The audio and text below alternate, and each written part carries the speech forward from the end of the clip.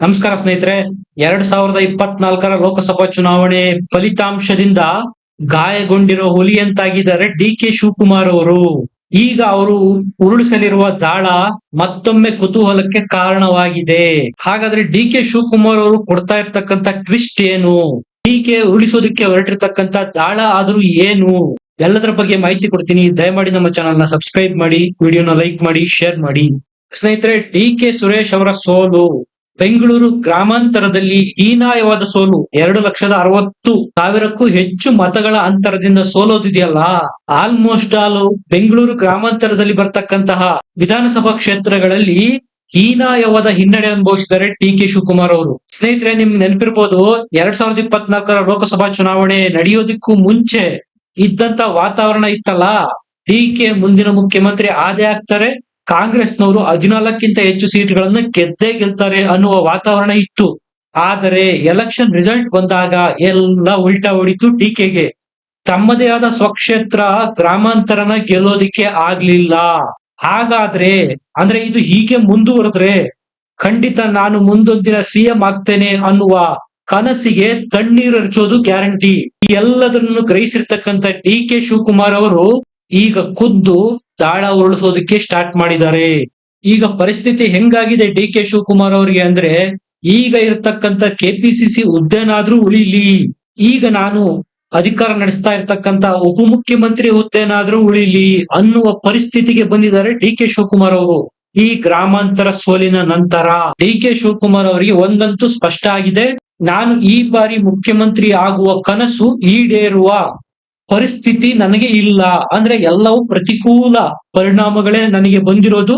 ಹೀಗಾಗಿ ಈ ಅವಧಿನಲ್ಲಿ ಸ್ವಲ್ಪ ಹಿಂದಕ್ಕೆ ಸರಿದು ಮುಂದಿನ ಅವಧಿನಲ್ಲಿ ಮುಖ್ಯಮಂತ್ರಿ ಆಗೋದಕ್ಕೆ ಪ್ರಯತ್ನ ಮಾಡಬಹುದು ಅನ್ನೋ ಲೆಕ್ಕಾಚಾರನ ಈಗ ಡಿ ಕೆ ಶಿವಕುಮಾರ್ ಅವರು ಆಗ್ತಾ ಇರೋದು.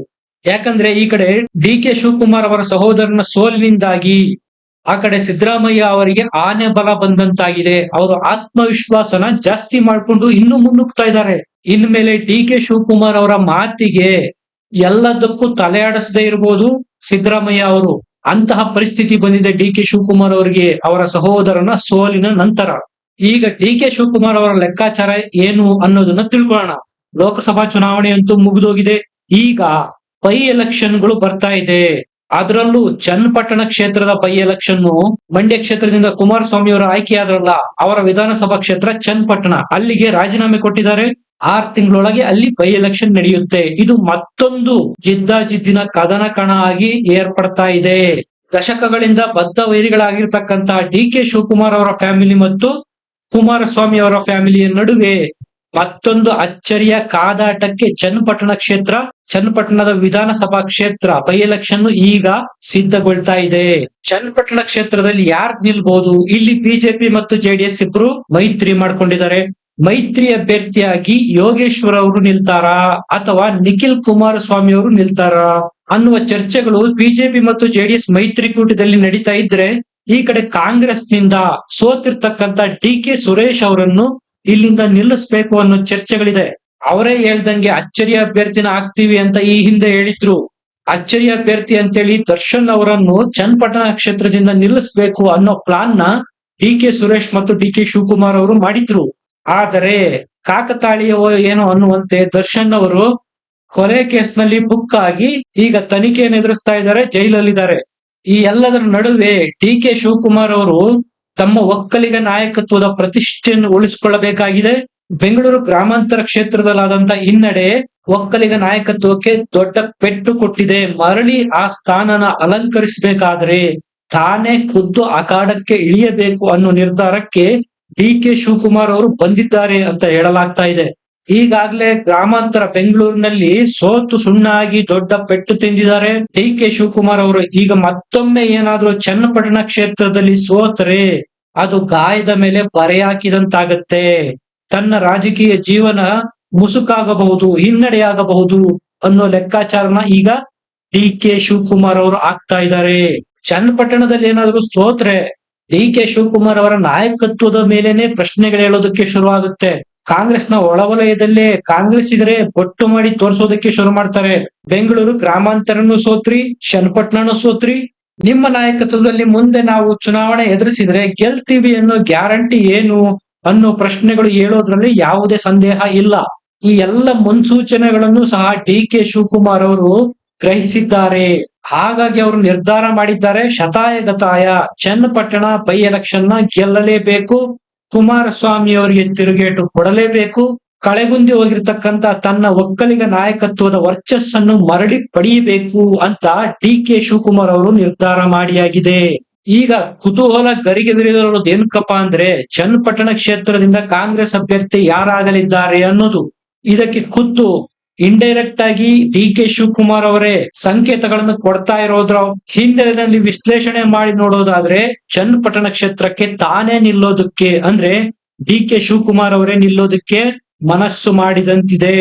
ಅದರ ಮುಂದುವರೆದ ಭಾಗ ಆಗಿ ಚನ್ನಪಟ್ಟಣದಲ್ಲಿ ಡಿ ಕೆ ಶಿವಕುಮಾರ್ ಅವರು ದೇವಸ್ಥಾನಗಳ ಮೇಲೆ ದೇವಸ್ಥಾನಗಳಿಗೆ ಭೇಟಿ ನೀಡೋದಕ್ಕೆ ಟೆಂಪಲ್ ರನ್ ಶುರು ಮಾಡಿದ್ದಾರೆ. ಒಂದೇ ದಿವಸ ಸುಮಾರು 14ಕ್ಕೂ ಹೆಚ್ಚು ದೇವಸ್ಥಾನಗಳಿಗೆ ಭೇಟಿ ನೀಡಿದ್ದಾರೆ ಡಿ ಕೆ ಶಿವಕುಮಾರ್ ಅವರು. ಅಷ್ಟೇ ಅಲ್ಲದೆ ಅವರೇ ನಂಬುವಂತ ಗುರುಗಳಿಂದ ಭವಿಷ್ಯ ಬೇರೆ ಕೇಳಿಸಿದ್ದಾರೆ. ಚನ್ನಪಟ್ಟಣ ಒಂದು ಅದೃಷ್ಟದ ಕ್ಷೇತ್ರ, ಅಲ್ಲಿಂದ ಸ್ಪರ್ಧೆ ಮಾಡಿದವರೆಲ್ಲ ಮುಖ್ಯಮಂತ್ರಿ ಆಗಿದ್ದಾರೆ.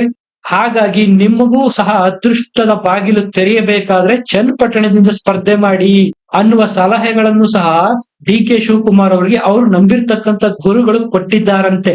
ಈ ಎಲ್ಲ ಲೆಕ್ಕಾಚಾರಗಳ ಹಿನ್ನೆಲೆಯಲ್ಲಿ ಈಗ ಚನ್ನಪಟ್ಟಣ ಕ್ಷೇತ್ರದಿಂದ ತಾವೇ ಖುದ್ದು ಕಣಕ್ಕಿಳಿಬೇಕು ಅಂತ ಡಿ ಕೆ ಶಿವಕುಮಾರ್ ಅವರು ನಿರ್ಧಾರ ಮಾಡಿದ್ದಾರೆ.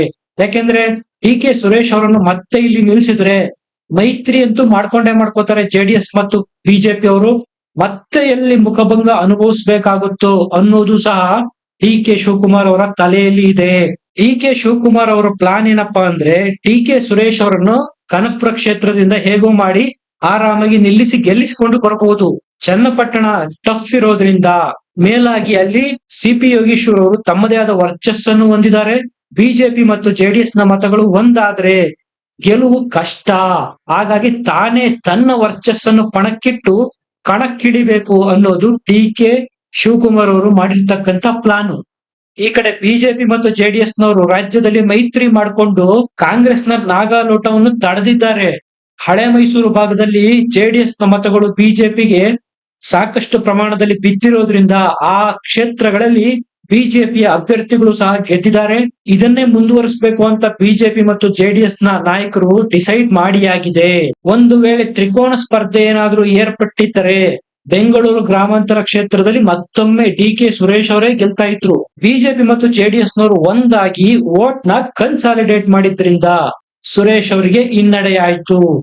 ಇದೇ ಮುನ್ಸೂಚನೆಗಳು ಅಂದ್ರೆ ಬಿಜೆಪಿ ಮತ್ತು ಜೆಡಿಎಸ್ ನವರು ಮೈತ್ರಿ ಮಾಡ್ಕೊಂಡೇ ಬೈ ಎಲೆಕ್ಷನ್ ಎದುರಿಸಬೇಕು ಅಂತ ಡಿಸೈಡ್ ಮಾಡಿರುವ ಮುನ್ಸೂಚನೆ ಡಿ ಕೆ ಶಿವಕುಮಾರ್ ಅವರಿಗೆ ಸಿಕ್ಕಿರೋದ್ರಿಂದ ಅಲ್ಲಿ ಸಾಮಾನ್ಯ ಅಭ್ಯರ್ಥಿ ಹಾಕಿದ್ರೆ ಗೆಲುವು ಕಷ್ಟ, ನಾನೇ ನನ್ನ ವರ್ಚಸ್ಸಿನಿಂದ ಇಳಿಯಬೇಕು ಅಂತೇಳಿ ತಾವೇ ಕಣಕ್ಕಿಳಿಯೋದಕ್ಕೆ ಡಿ ಕೆ ಶಿವಕುಮಾರ್ ಅವರು ನಿರ್ಧಾರ ಮಾಡಿದ್ದಾರೆ. ಇಲ್ಲಿ ಡಿ ಕೆ ಶಿವಕುಮಾರ್ ಅವರ ಈ ಪ್ಲಾನ್ ನ ಹಿನ್ನೆಲೆ ಏನಪ್ಪಾ ಅಂದ್ರೆ ಡಿ ಕೆ ಶಿ ಏನಾದ್ರು ಆ ಕ್ಷೇತ್ರ ಅಂದ್ರೆ ಚನ್ನಪಟ್ಟಣದಿಂದ ಕಣಕ್ಕಿಳಿತಾರೆ ಅನ್ನೋದಾದ್ರೆ ಸಹಜವಾಗಿ ಕುಮಾರಸ್ವಾಮಿ ಅವರಿಗೆ ಒಂದು ಭಯ ಇರುತ್ತೆ. ಹಾಗಾಗಿ ಅವರು ನಿಖಿಲ್ ಕುಮಾರಸ್ವಾಮಿ ಅವರನ್ನು ಅಲ್ಲಿಂದ ಅಭ್ಯರ್ಥಿ ಮಾಡದೇ ಇರಬಹುದು. ಈಗಾಗಲೇ 2 ಬಾರಿ ಸೋಲಿನ ಮೇಲೆ ಸೋಲು ಕಂಡಿದ್ದಾರೆ ನಿಖಿಲ್ ಕುಮಾರಸ್ವಾಮಿ ಅವರು. ಈ ಬಾರಿನೂ ಮತ್ತೆ ಸೋಲಾದರೆ ಅವರ ರಾಜಕೀಯ ಜೀವನ ಭವಿಷ್ಯ ಮುಸುಕಾಗಬಹುದು. ಹಾಗಾಗಿ ಅವರು ಸಿ ಪಿ ಯೋಗೇಶ್ವರ್ ಅವರಿಗೆ ಓಕೆ ಅಂದ್ರೂ ಯಾವುದೇ ಅನುಮಾನಗಳಿಲ್ಲ. ಇದರ ಮುನ್ಸೂಚನೆ ಡಿ ಕೆ ಶಿವಕುಮಾರ್ ಅವ್ರಿಗೂ ಸಿಕ್ಕಿದೆ.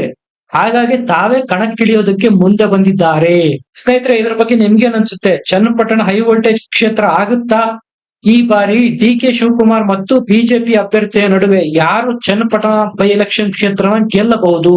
ನಿಮ್ಮ ಅನಿಸಿಕೆ ಅಭಿಪ್ರಾಯಗಳನ್ನು ಕಮೆಂಟ್ ಮಾಡಿ ತಿಳಿಸಿ. ವಿಡಿಯೋನ ಲೈಕ್ ಮಾಡಿ, ಶೇರ್ ಮಾಡಿ, ನಮ್ಮ ಚಾನೆಲ್ ನ ಸಬ್ಸ್ಕ್ರೈಬ್ ಮಾಡಿ. ಮತ್ತೆ ಸಿಗೋಣ. ನಮಸ್ಕಾರ.